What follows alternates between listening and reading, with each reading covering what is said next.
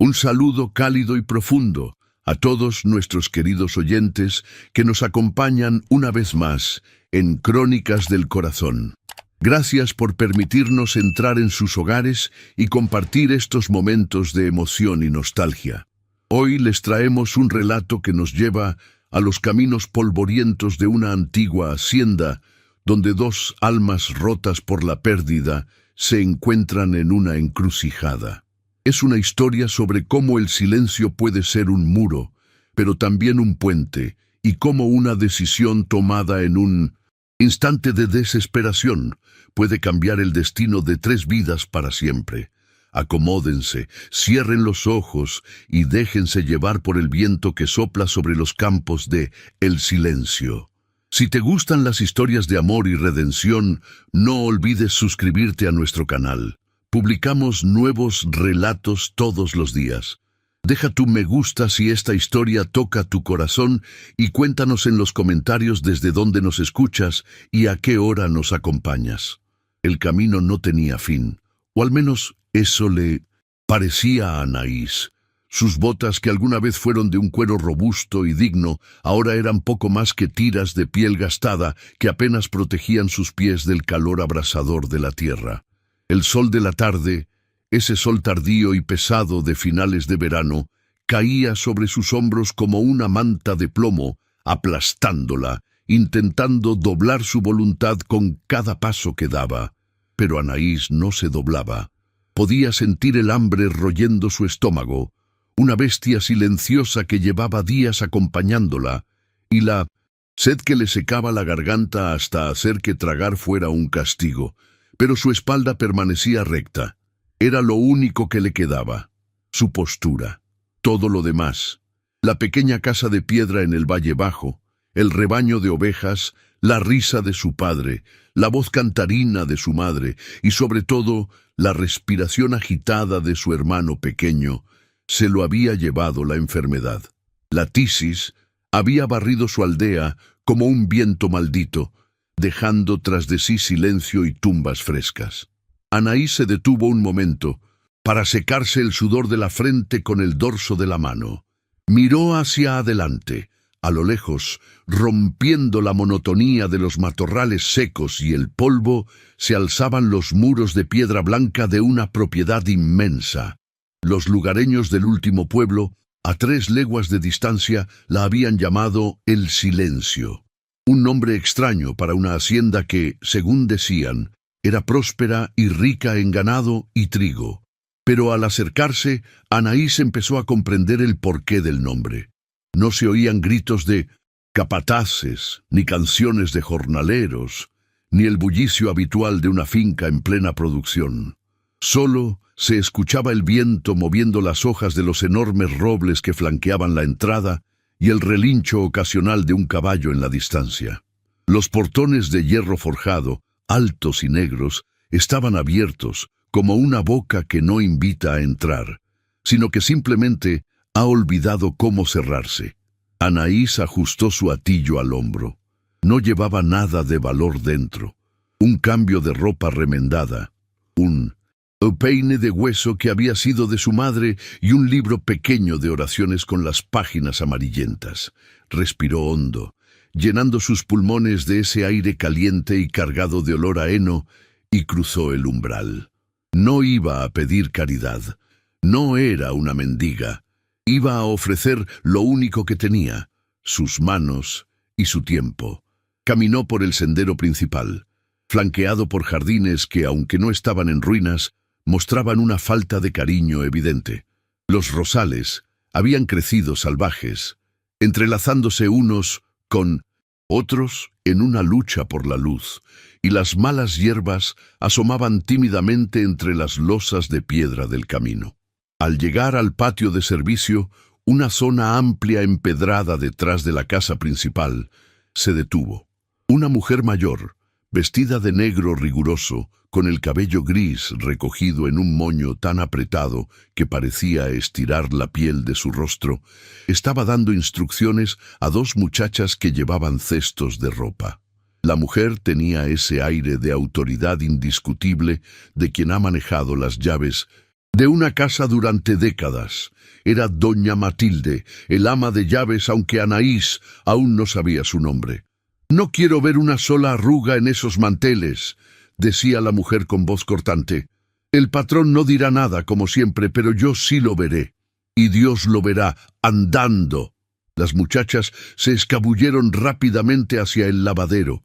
La mujer mayor se giró y al ver a Anaís parada allí, cubierta de polvo y con la fatiga marcada en las ojeras violáceas bajo sus ojos, frunció el ceño.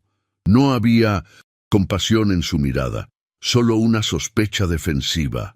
«No damos limosna aquí», dijo Matilde, antes de que Anaís pudiera abrir la boca. Su tono no era gritado, sino seco, como una rama partiéndose. «La iglesia del pueblo reparte sopa los jueves. Hoy es martes. Sigue tu camino, muchacha». Anaís sintió que las piernas le temblaban, pero clavó las uñas en las palmas de sus manos para mantenerse firme. «No busco limosna, señora». Su voz salió ronca, áspera por la falta de agua, pero clara. «Busco trabajo». Matilde soltó un resoplido, una mezcla de incredulidad y desdén, recorriendo a Anaís de pies a cabeza con la mirada. «Trabajo, mírate, si sopla el viento te caes. No necesitamos a nadie más para alimentar. Las cocinas están completas y no hay lugar para vagabundos que huyen de sus deudas o de sus pecados. No tengo deudas y mis pecados son asunto mío y de Dios», respondió Anaís, sosteniendo la mirada de la mujer. «Sé coser, sé cocinar, sé limpiar. Puedo trabajar en la huerta. Solo pido comida. No necesito moneda, solo un plato de comida y un rincón en el pajar si es necesario». La mención de trabajar solo por comida hizo vacilar un instante a la mujer, pero su dureza regresó rápidamente. La vida en el silencio no permitía debilidades. «He dicho que no. Vete antes de que llame al capataz para que te acompañe a la salida». Anaís estaba a punto de dar media vuelta, derrotada por primera vez, cuando el sonido de cascos sobre el empedrado detuvo el tiempo. Un caballo negro, enorme y musculoso, entró al paso en el patio. El animal resoplaba, con el pelaje brillante de sudor. Sobre él iba un hombre. No era un hombre joven, pero tampoco viejo. Debía rondar los 40 años. Llevaba un sombrero de ala ancha que proyectaba una sombra sobre sus ojos, y vestía ropa de trabajo, una camisa de lino blanca arremangada hasta los codos, revelando antebrazos curtidos por el sol, y un chaleco de cuero oscuro. No tenía la corpulencia excesiva de los hombres que solo comen y beben, sino la fibra tensa de quien trabaja la tierra a la par de sus hombres.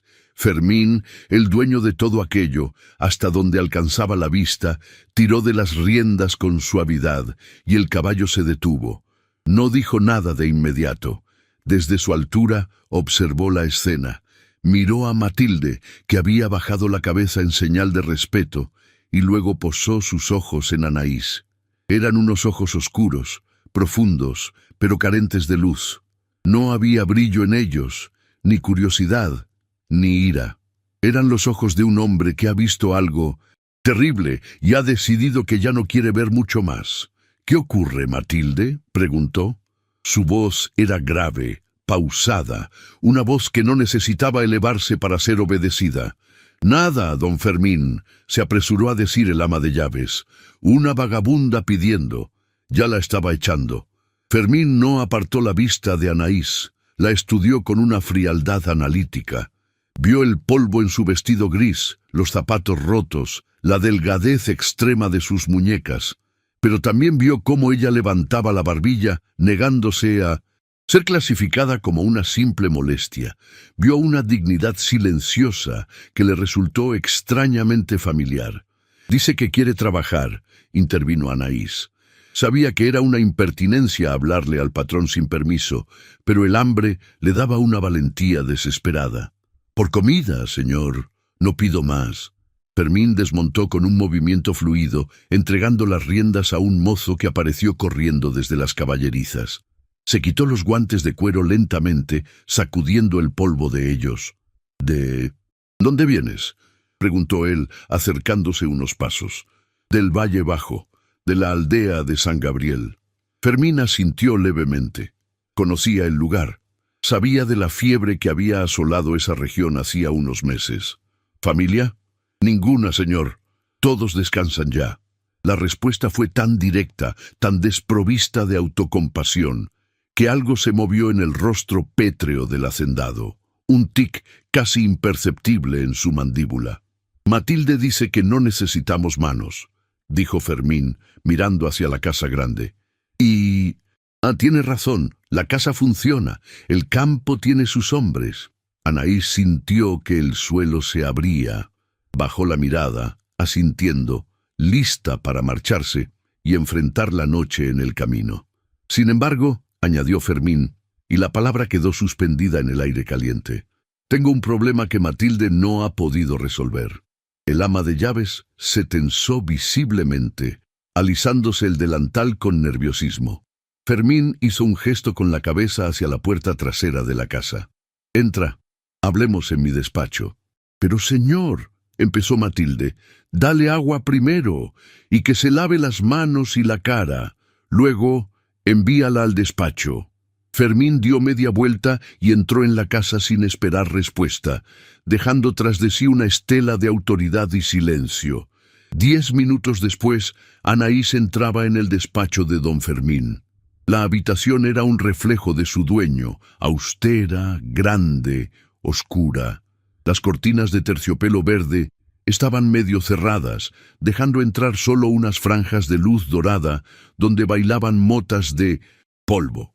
Las paredes estaban cubiertas de estanterías con libros de contabilidad y algunos volúmenes de agricultura, pero no había cuadros, ni adornos, ni recuerdos personales. Olía a tabaco de pipa, a madera vieja y a cera. Fermín estaba de pie junto a la ventana, mirando hacia los campos de trigo que se extendían hasta el horizonte. No se giró cuando ella entró. «Siéntate», ordenó. Anaís se sentó en el borde de una silla de madera frente al enorme escritorio de roble. Se sentía pequeña en aquella habitación diseñada para intimidar. Fermín se giró finalmente, se apoyó en el alféizar de la ventana, cruzando los brazos.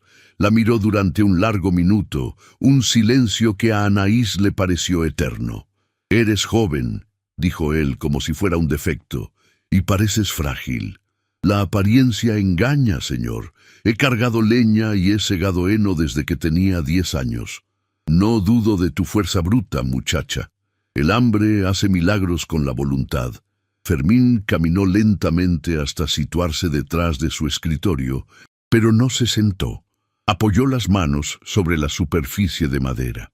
Tengo un hijo, Tomás. Tiene 5 años. Anaís parpadeó sorprendida. No había visto juguetes, ni escuchado risas, ni visto ropa de niño tendida al sol. Las niñeras no duran aquí, continuó Fermín con la voz volviéndose más dura, más sombría. Algunas se van porque dicen que la casa es demasiado triste, otras porque el niño es difícil. ¿Es travieso, señor? No, ojalá lo fuera. El silencio de un niño travieso es una pausa antes de la tormenta.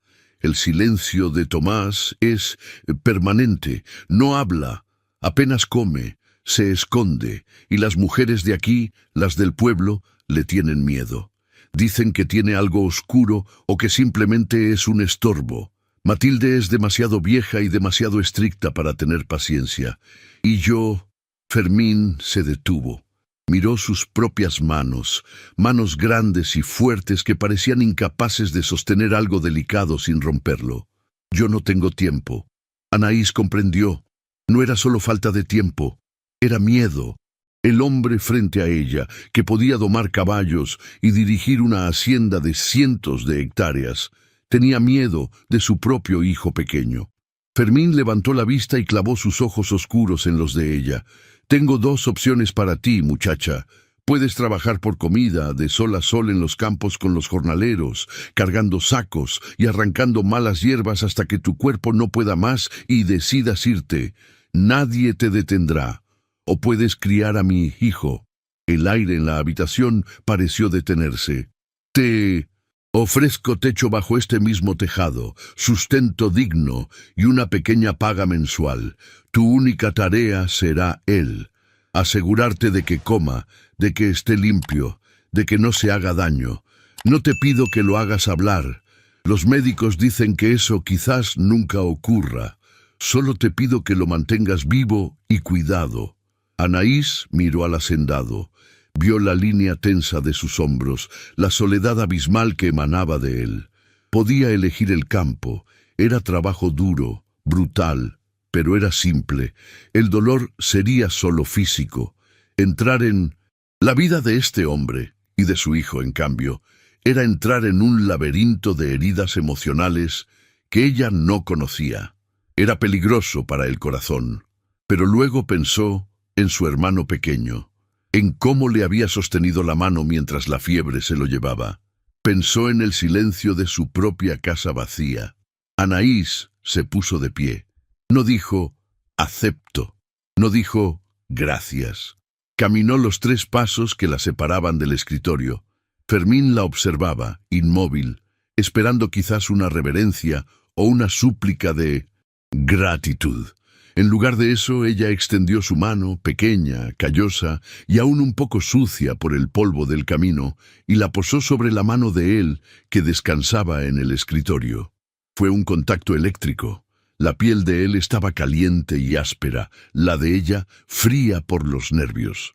Anaís apretó ligeramente, un gesto de igual a igual, un pacto humano, no de sirviente a amo. Ella tomó su mano en silencio. Fermín bajó la mirada hacia esas 2 manos unidas. Por un segundo pareció que iba a apartarse, ofendido por la audacia, pero no lo hizo. Sus dedos se relajaron imperceptiblemente bajo la palma de ella. Levantó la vista y por primera vez la oscuridad de sus ojos pareció agrietarse levemente. «Matilde te dará un cuarto», dijo él con voz ronca. Anaís retiró la mano y asintió. «Cuidaré de él, señor».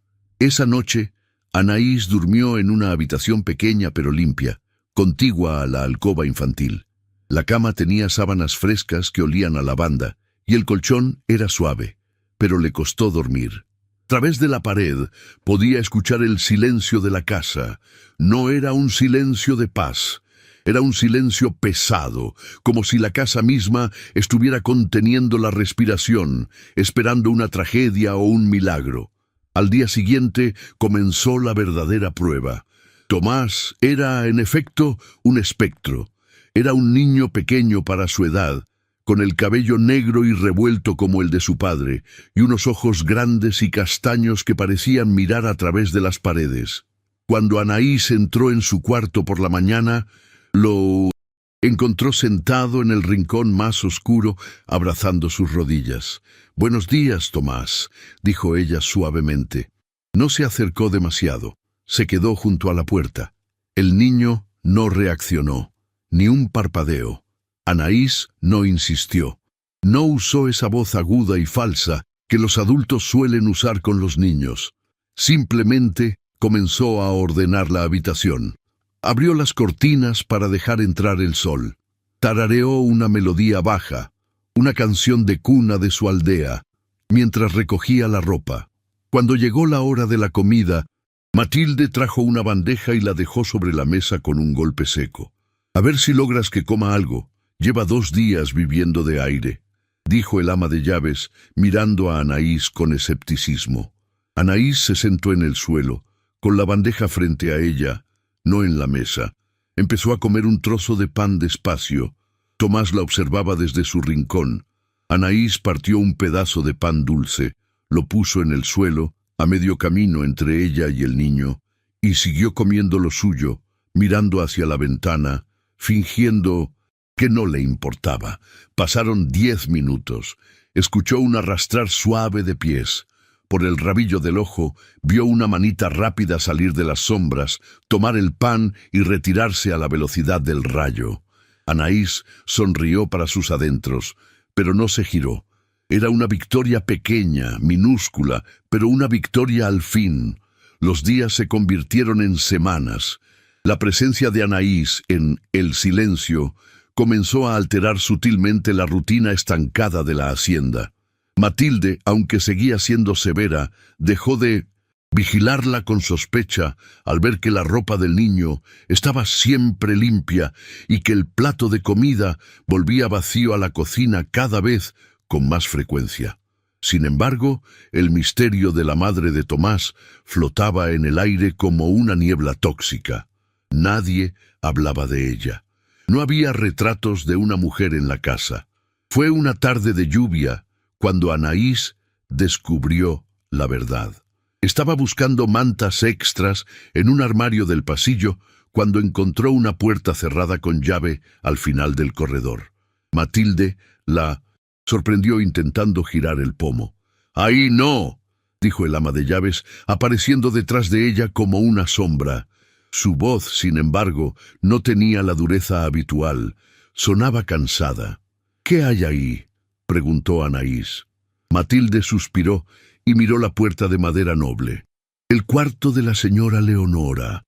Está tal cual lo dejó el día que murió, hace un año». «¿Murió de parto?», preguntó Anaís con delicadeza. «No, el niño ya tenía 4 años».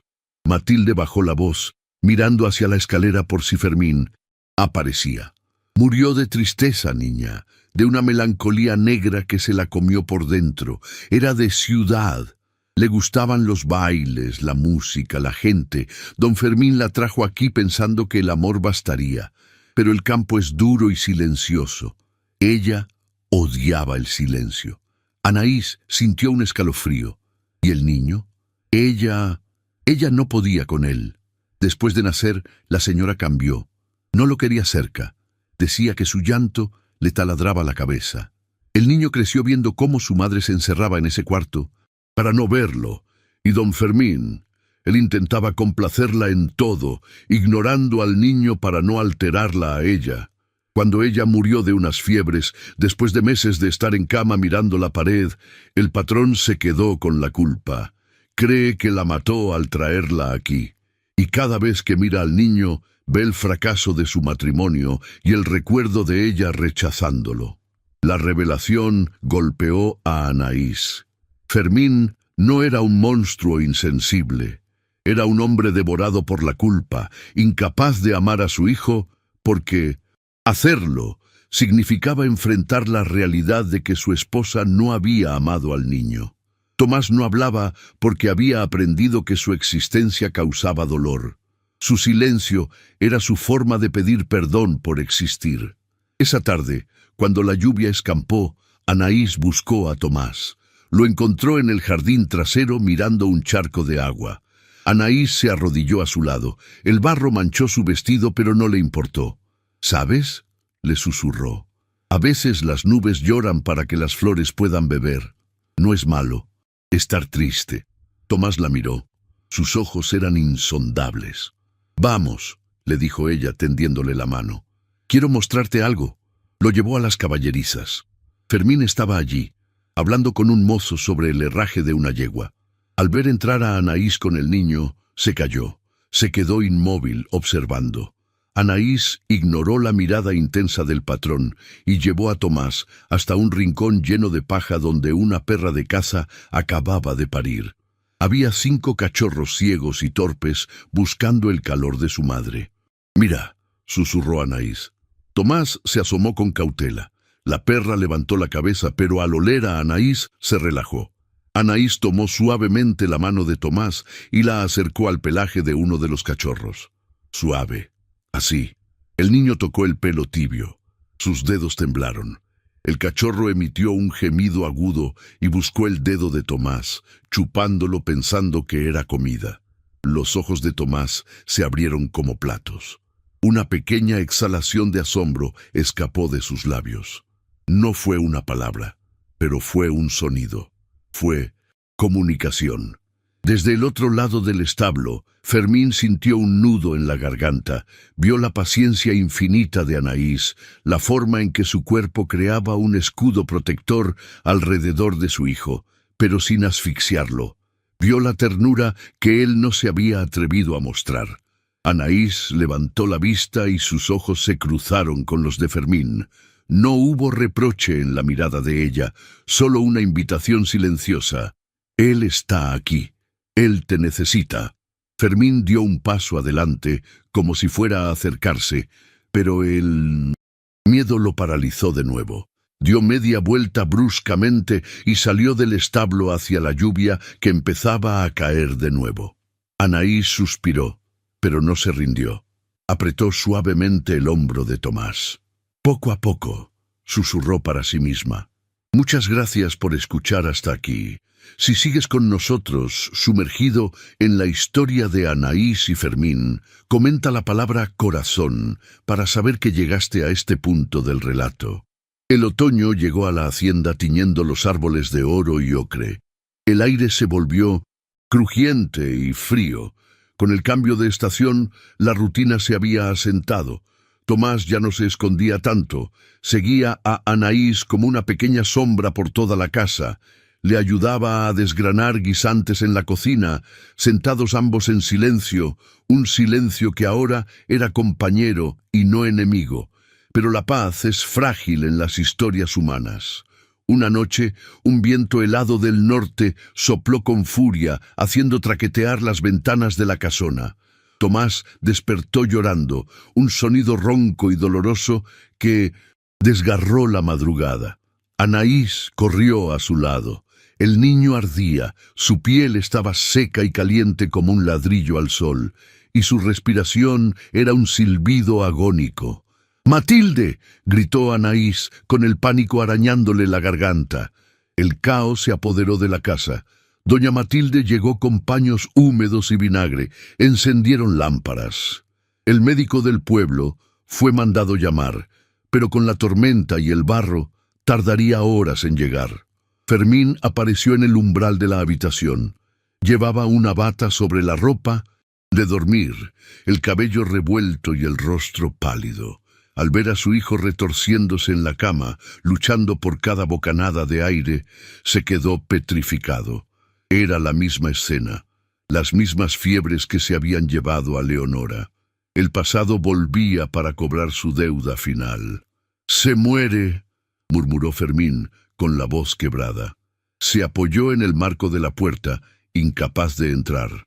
Anaís, que estaba inclinada sobre el niño, intentando bajarle la fiebre con compresas frías, se giró hacia él. Tenía el cabello suelto cayéndole por la cara y los ojos brillantes de determinación. «¡No se muere!», le espetó con una ferocidad que sorprendió a todos, incluso a ella misma. «No se atreva a decirlo. Traiga más agua fría y leña. Necesitamos mantener el cuarto caldeado pero húmedo». Fermín parpadeó, sacado de su estupor por el grito de la muchacha. Por primera vez en años, alguien le daba órdenes. Y por primera vez, obedeció sin cuestionar. Corrió a buscar leña. Las horas siguientes fueron una batalla campal contra la muerte. El médico llegó al amanecer, empapado y con barro hasta las rodillas. Examinó al niño, escuchó su pecho y negó con la cabeza. «Es una congestión pulmonar severa», dijo el doctor, guardando su estetoscopio. «Está muy débil. Su cuerpo no tiene reservas. He hecho lo que he podido, don Fermín. Ahora solo queda rezar y esperar a que pase la crisis esta noche. Si amanece, vivirá. Si no…». El silencio que siguió a esas palabras fue sepulcral. El médico se retiró a descansar en la sala de abajo. Matilde, agotada y llorando silenciosamente, se sentó en una silla en el rincón rezando el rosario. Fermín se acercó a la cama. Tomás respiraba con dificultad. Pequeños estertores que sonaban como papel arrugándose. Anaís estaba sentada al borde del colchón, sosteniendo la mano del niño entre las suyas, frotándola para darle calor. «Déjalo», dijo Fermín. Su voz sonaba muerta. «Déjalo descansar. Solo lo estás molestando». Anaís levantó la vista. Estaba exhausta, pero sus ojos ardían. «No lo soltaré. Si se va, no se irá solo. Sentirá una mano hasta el último momento». Fermín sintió que las piernas le fallaban y cayó de rodillas junto a la cama, al otro lado de donde estaba Anaís. Enterró la cara en las sábanas, cerca de las piernas de su hijo. «Es mi culpa», sollozó. Era el llanto de un hombre que ha contenido las lágrimas durante años, un sonido desgarrador y gutural. «Yo la dejé morir a ella, y ahora lo dejo morir a él. Nunca lo quise lo suficiente. Nunca lo miré. Dios me está castigando». Anaís miró al hombre derrumbado frente a ella, vio las heridas abiertas, la carne viva de su alma. Soltó una mano de Tomás y con un movimiento suave la posó sobre la cabeza de Fermín, acariciando su cabello revuelto. «Usted no mató a su esposa, don Fermín», dijo con voz firme pero dulce. «La tristeza es una enfermedad tan real como esta fiebre, y usted no ha dejado de querer a este niño. Solo ha tenido miedo. El miedo congela el amor, pero no lo mata». Fermín levantó la cabeza. Sus ojos estaban rojos, llenos de desesperación. «Mírelo», ordenó Anaís, guiando la mirada de él hacia el niño. «Mírelo de verdad. No vea a Leonora. Véalo a él. Es Tomás. Es su sangre. Y está luchando. Luche con él». Fermín miró a su hijo. Vio la pequeña nariz, las pestañas largas, la boca entreabierta. Vio, por primera vez, no un recordatorio de su pérdida, sino una vida propia, frágil y hermosa. Con mano temblorosa, Fermín extendió los dedos y acarició la mejilla ardiendo del niño. «Tomás», susurró. Era la primera vez que Anaís le oía pronunciar el nombre con ternura. «Hijo mío, no te vayas, quédate. Prometo que te miraré. Prometo que estaré». La noche fue larga, interminable. Afuera, la tormenta amainó, pero dentro de la habitación, la vigilia continuaba. Anaís y Fermín permanecieron allí, a ambos lados de la cama, como dos guardianes. En algún momento de la madrugada, agotada, Anaís apoyó la cabeza en el colchón y se quedó dormida. Pero su mano nunca soltó la del niño. Fermín no durmió. Observó cada respiración, cada movimiento, y observó a Anaís. Vio la curva de su cuello, la paz de su rostro dormido, la fuerza increíble que residía en ese cuerpo pequeño. Se dio cuenta de que esa muchacha que había llegado pidiendo comida había traído consigo el único alimento que faltaba en esa casa: esperanza. Cuando la luz gris del amanecer comenzó a filtrarse por las cortinas, el ritmo de la respiración de Tomás cambió. Se volvió más profundo, más pausado. El silbido desapareció. Fermín contuvo el aliento. Se inclinó sobre el niño. Los ojos de Tomás se abrieron lentamente. Estaban vidriosos, cansados, pero claros. La fiebre había roto. El niño miró a su padre. Luego giró la cabeza y vio a Anaís durmiendo. «Ana», susurró el niño. Fue apenas un hilo de voz, ronco y débil, pero fue una palabra. Anaís se despertó de golpe al oír el sonido. Se incorporó, frotándose los ojos. «¿Tomás?». El niño esbozó una sonrisa minúscula, casi imperceptible. «¡Agua!», pidió. Fermín soltó una risa que sonó como un sollozo y se apresuró a servir un vaso de agua. Mientras ayudaba a su hijo a beber, sus ojos se encontraron con los de Anaís por encima de la cabeza del niño. En esa mirada, bajo la luz naciente del nuevo día, algo cambió irrevocablemente. Ya no eran patrón y empleada. Eran dos sobrevivientes que habían luchado juntos contra la oscuridad y habían ganado. La recuperación fue lenta, pero constante.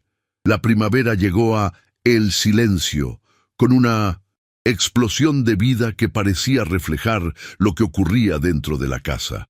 Las ventanas se abrieron de par en par. El aire olía a jazmín y a tierra mojada. Tomás, aunque seguía siendo un niño tranquilo, ya no era mudo. Hablaba poco, pero hablaba. Le preguntaba a Fermín sobre los caballos, le pedía a Anaís que le cantara. Y Fermín había renacido. Ya no pasaba los días encerrado en su despacho o perdiéndose en los campos hasta el anochecer. Regresaba temprano. se sentaba en el suelo de la sala para mostrarle a Tomás cómo tallar madera, y buscaba, con una frecuencia que Matilde notaba con una sonrisa cómplice, la presencia de Anaís. La cena ya no se servía en silencio. Fermín había insistido en que Anaís cenara con ellos en la mesa principal, ignorando las convenciones sociales de la época que dictaban que la niñera debía comer en la cocina.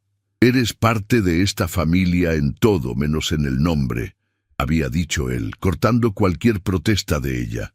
Una tarde, meses después de la fiebre, Fermín regresó de un viaje de negocios a la ciudad.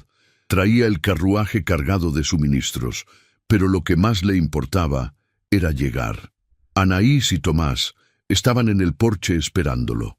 El sol se ponía en el horizonte, pintando el cielo de naranjas y violetas. Al ver bajar a su padre, Tomás corrió hacia él gritando «¡Papá!». Fermín lo atrapó en el aire, lo levantó y lo abrazó con fuerza, riendo. Luego bajó al niño y miró hacia el porche. Anaís estaba allí, de pie junto a la columna de madera, con las manos entrelazadas sobre su delantal blanco. El viento jugaba con un mechón de su cabello. Fermín subió los escalones despacio. Se detuvo frente a ella. Estaba cubierto del polvo del camino y tenía una mancha de hollín en la mejilla. «Bienvenido a casa, señor», dijo Anaís, con una sonrisa suave que le iluminaba los ojos. Fermín la miró. Pensó en Leonora y en el dolor del pasado, pero ese dolor ya no era una herida abierta. Era una cicatriz, parte de su historia, pero no su presente. Su presente estaba allí, frente a él, con ojos color miel y manos trabajadoras. «Anaís», dijo él. Su voz era profunda, cargada de una emoción contenida. Anaís, instintivamente, dio un paso adelante. Levantó la mano y, con una naturalidad que le robó el aliento a Fermín, pasó el pulgar por su mejilla, limpiando la mancha de hollín. Fue un gesto íntimo, doméstico, un gesto de esposa, no de sirvienta. Fermín cerró los ojos ante el contacto, disfrutando de la calidez de su piel. Cuando los abrió, atrapó la mano de ella antes de que pudiera retirarla. La sostuvo frente a su pecho. Era la misma mano que ella había puesto sobre la suya aquel primer día en el despacho, la mano que había salvado a su hijo, la mano que lo había salvado a él. No hubo necesidad de grandes discursos, ni de rodillas en el suelo, ni de propuestas formales. Las palabras a veces sobran cuando los corazones ya han hablado. Fermín llevó la mano de Anaís a sus labios y depositó un beso largo y reverente en sus nudillos sin dejar de mirarla a los ojos. Anaís sintió que el corazón le golpeaba contra las costillas, pero no de miedo, sino de una dicha plena y absoluta. Apretó la mano de él en respuesta, aceptando la promesa muda que ese beso sellaba. Sintieron un peso pequeño entre ellos. Tomás se había acercado y había puesto sus dos manos pequeñas sobre las manos unidas de los adultos, cubriéndolas. Fermín miró a su hijo, luego a Anaís y sonrió. Una sonrisa verdadera que le llegaba a los ojos y borraba años de dureza. El sol terminó de ocultarse, dando paso a las estrellas, pero en el silencio ya no había oscuridad. Había luz, había calor y por fin había una familia.